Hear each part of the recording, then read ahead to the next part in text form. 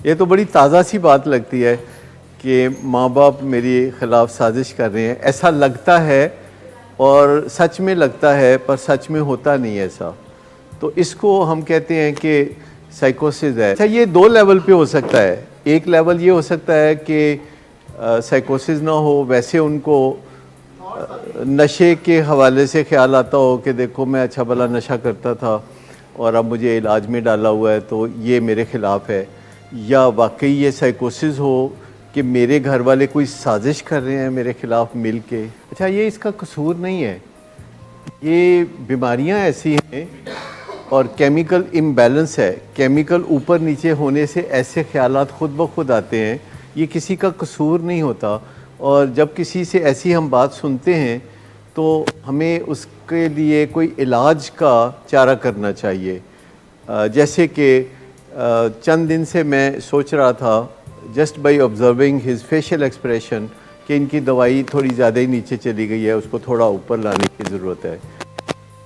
एक केमिकल है डोपामीन, जिसको हमने बैलेंस करना होता है और उसका बैलेंस करना ज़रा मुश्किल होता है क्योंकि जितनी दवा चाहिए होती है वो हर पेशेंट के लिए मुख्तलिफ होती है और मुख्तलिफ दिनों में मुख्तलिफ होती है और शुरू में कुछ और होती है और आखिर में कुछ और होती है।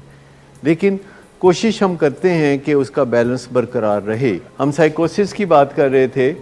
ये चरस लड़ गई है क्या मतलब? ये इंपॉर्टेंट है वर्ड्स के लड़ गई है चरस। इसका मतलब है कि कुछ लोगों को चरस लड़ जाती है, मेजॉरिटी को नहीं लड़ती। 85% लोगों को चरस माफक रहती है, लेकिन 15% लोग उनको चरस लड़ जाती है और वही हैं जिनको फिर हमारे पास आना पड़ता है साइकोसिस की वजह से। और वो दो चीज़ें होती हैं, एक साइकोसिस होता है और दूसरा डिप्रेशन होता है। और ये कम्बिनेशन कोई टॉलरेबल कम्बिनेशन नहीं है, साइकोसिस होना और मूड का डिप्रेशन की तरफ होना। और घर में खड़े होके ऐसे तकरीर कर देना। मेरे बहुत से पेशेंट्स ऐसे भी थे जो वॉशरूम में साबुन सुबन मल के तो दरवाज़ा खोल के बाहर आ जाते थे और आके तो ऐसी ही तकरीर शुरू कर देते थे बग़ैर कपड़े पहने। अच्छा, जितने भी ये हादसे होते हैं जो बस ड्राइवर या ट्रक ड्राइवर मोटरवेज़ पे या जीटी रोड पे हादसे करते हैं, ये चरस इंड्यूस्ड साइकोसिस होता है जिसमें उनको दूर की चीज़ें नज़दीक और नज़दीक की चीज़ें दूर नज़र आती हैं और वो अचानक उनको लगता है कि जो गाड़ी दूर है वो बहुत करीब है और वो एकदम स्टीयरिंग को मोड़ लेते हैं और जाके दरख्त से टकरा जाते हैं। और बस का दरिया में जा गिरना पुल के ऊपर से, ये कोई ड्राइविंग की गलती नहीं होती, ये चरस का मामला है। और जितने भी बस ड्राइवर हैं या जितने भी ट्रक ड्राइवर हैं ये ज़्यादातर चरस पीते हैं, लेकिन सबको चरस लड़ती नहीं है। कुछ बीच में हैं जिनको चरस लड़ जाती है और वो हादसे करते हैं। लड़ जाने का मतलब है कि उनके जिस्म को माफक नहीं है, उनका जिस्म उसके ख़िलाफ़ चलता है। जैसे कुछ लोगों का जिस्म अल्कोहल के ख़िलाफ़ चलता है और जिसका जिस्म एक नशे के ख़िलाफ़ चले उसका जिस्म फिर हर नशे के ख़िलाफ़ चलता है। जो लोग भी रात को देर से सोते हैं और सुबह देर से उठते हैं, प्रॉब्लम उनके सुबह देर से उठने में होती है। रात को देर से सोने में प्रॉब्लम नहीं होती, प्रॉब्लम होती है सुबह देर तक सोने में, क्योंकि वो जो रिदम है, जो कि सोने जागने की रिदम है हमारे लिए कुदरत ने मुकर्रर कर रखी है, उसमें सुबह सूरज के बाद जल्दी उठना और रात को गुरूब आफ्ताब के बाद जल्दी सोना, ये हमारे लिए चॉइस नहीं है, ये हमारे लिए लाजिम है। क्योंकि अगर हम ऐसा नहीं करेंगे तो हमारा मूड ख़राब रहना शुरू हो जाएगा। ये कनेक्शन दुनिया में ज़्यादा से ज़्यादा पहचाना जा रहा है और सबसे ज़्यादा ये कनेक्शन CEOs पहचानते हैं, क्योंकि CEO को सबसे ज़्यादा ख़तरा होता है ऐसी बीमारियों का, जैसे कि बाइपोलर डिसऑर्डर या एडिक्शन या अल्कोहल।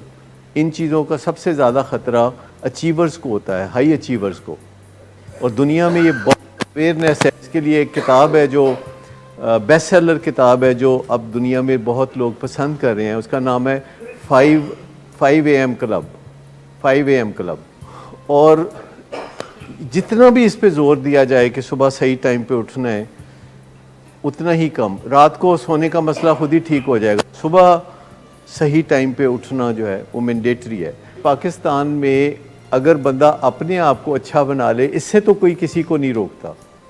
अगर आप अपने आप को अच्छा बना लें और आप अपने आप को सीधा कर लें और जो कुछ भी आप पहले करते रहे हैं उससे बाज आ जाएं, ज़ाहिर बात है आप एडिक्शन में रहे हैं और आप बाइपोलर डिसऑर्डर में भी मुब्तला हैं, तो आप अंग्रेज़ों की तरह तो नहीं हैं। वैसे तो अंग्रेज़ों को भी कोई सुरखाब का पर नहीं लगा हुआ, लेकिन जो कहा जाता है कि वो सच बोलते हैं, वो जो कहते हैं वो करते हैं।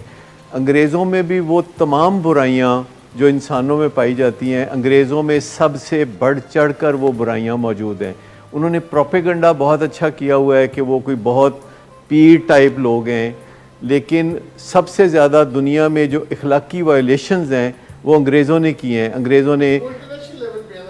अंग्रेज़ों ने दुनिया के अक्सरियती मुल्कों पे कब्ज़ा किया, नाजायज़ कब्ज़ा किया, और उन मुल्कों के ऊपर अपने कब्ज़े को 100 साल बरकरार रखा, और उन लोगों के अंदर जहाँ उन्होंने हुकूमत की ग़ुलामाना ज़हनियत पैदा की, और वो ग़ुलामाना ज़हनियत लोगों में आज तक चल रही है।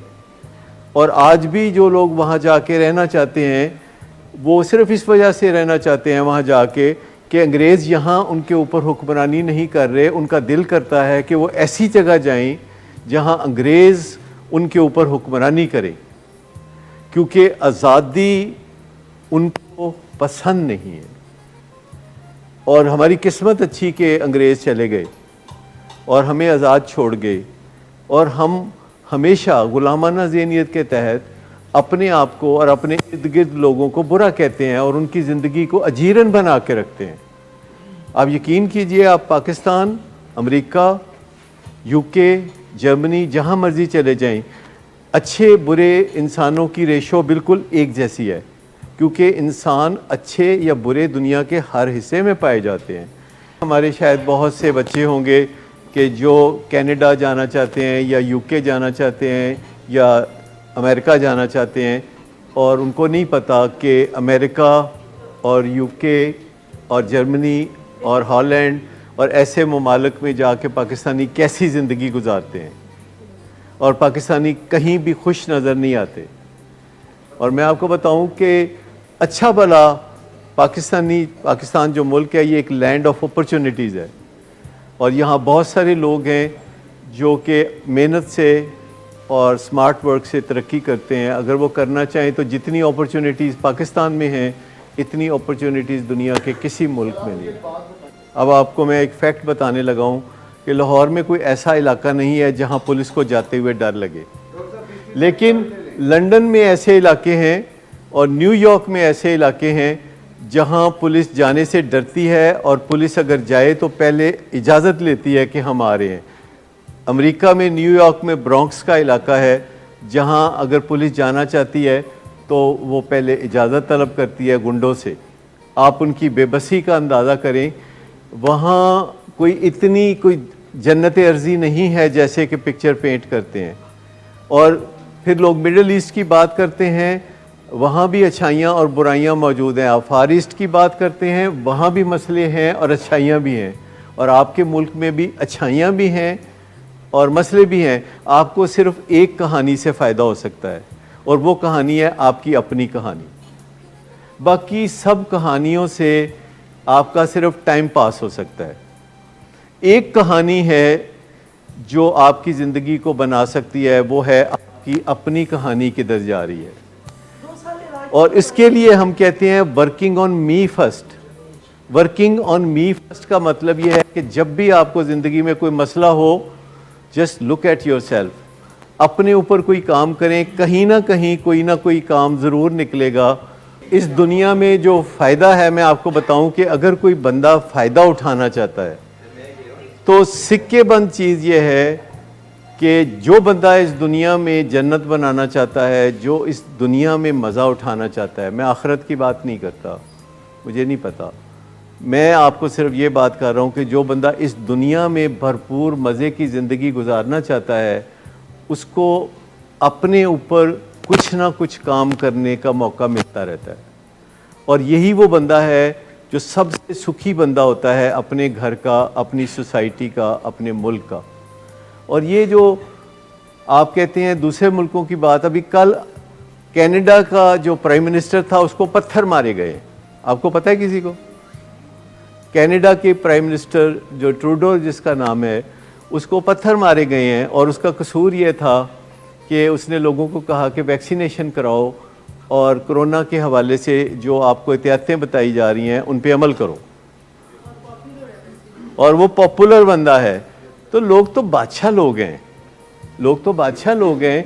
वो इस बात पे भी किसी को पत्थर मार सकते हैं कि वो कहता है कि जी वैक्सीनेशन कराओ और पाबंदियां लगाई कि भाई आप अपने मुल्क को कोरोना से बचाओ।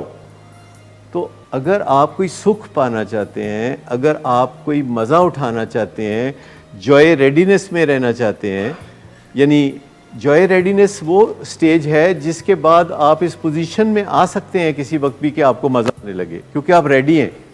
जॉय रेडीनेस का मतलब ये है कि आप मज़े के लिए कुछ प्रेपरेशन करके बैठे हुए हैं, मज़े के लिए आप कोई तैयारी करके बैठे हुए हैं। देखिए गौर से सुन लीजिए, make no mistake about it, हर वो बंदा जो स्टैंड की डिमांड करता है कि ख़त्म कर दो, उसके नहीं हो सकते। जो भी बंदा सेल्फ रिकमेंडेशन देता है कि मेरे स्टैंड ख़त्म कर दो, उसके नहीं हो सकते, क्योंकि इसके अंदर थीम ही ये है कि आपने नहीं कहना। इसकी थीम ये है, स्टैंड्स जो लगाते हैं ये उनका दर्द सर है कि इसको कब ख़त्म करना है, क्योंकि उन्होंने अपनी जिम्मेदारी पे करना है। जो ही आप डिमांड करते हैं ना, तो आप अपने खिलाफ चले जाते हैं। यानी आप समझ लें कि अगर आप चाहते हैं कि आपके स्टैंड्स ख़त्म हो जाएं, तो आप स्टैंड्स के ऊपर गौर ना करें, अपने अमाल पे गौर करें, अपने तरीक़ेकार पे गौर करें। और उसका आसान तरीका है कि आप बहुत ज़्यादा घर वालों के साथ अच्छा हुस्न सलूक करें। हम जो बात भी करेंगे ना, वो ऑलवेज़ रिव्यू हो सकती है। देखिए आप सड़क पे जा रहे होते हैं और आप हर वक्त रिव्यू कर रहे होते हैं अपना डिसीजन ब्रेक लगाने का और एक्सीलेटर देने का। और जब हम ट्रीटमेंट में चल रहे होते हैं तो हमारा ये हक होता है कि आपकी मेडिसिन को बढ़ा दें, कम कर दें, आपका कोई स्टैंड एक्सटेंड कर दें या उसको रिमूव कर दें। इसमें आपका कोई बहस वैसा करना नहीं बनता। सभी लोग डॉक्टर्स के पास जाते हैं और डॉक्टर्स अपने जो ऑर्डर शीट है या जो प्रिस्क्रिप्शन है उसमें चेंजेस करते रहते हैं और पेशेंट उसको वेलकम करते हैं। अब ये कैसी अनोखी बीमारी है कि जिसमें पहली बात है कि मरीज़ इलाज नहीं कराना चाहता, फिर वो बड़ी मुश्किल से इलाज पे राज़ी होता है, फिर वो बड़ी मुश्किल नशा छोड़ने पे राज़ी होता है, फिर उसके अपने स्टैंड्स होते हैं जिनको वो हटाना चाहता है, फिर वो अपनी मर्जियां हैं जो वो करना चाहता है। ये स्टैंड हमारी तरफ से नहीं होता कि आप मार्केट तक नहीं जा सकते, आप इधर नहीं जा सकते, उधर नहीं जा सकते। इफ़ यू टेक रिस्पॉन्सिबिलिटी कि आप रास्ते में किसी पुराने दोस्त के साथ टाटा बाय बाय नहीं करेंगे, आप किसी गलत जगह की तरफ रुख नहीं करेंगे, अगर आप ऐसा करेंगे तो फिर वालिदैन रोकेंगे। हम इंडोर्स नहीं करते, हम कहते हैं कि वालिदैन का हक है। देखिए वालिदैन का हक होना और बात है, वालिदैन के साथ किसी स्टैंड पे मुत्तफिक होना और बात है।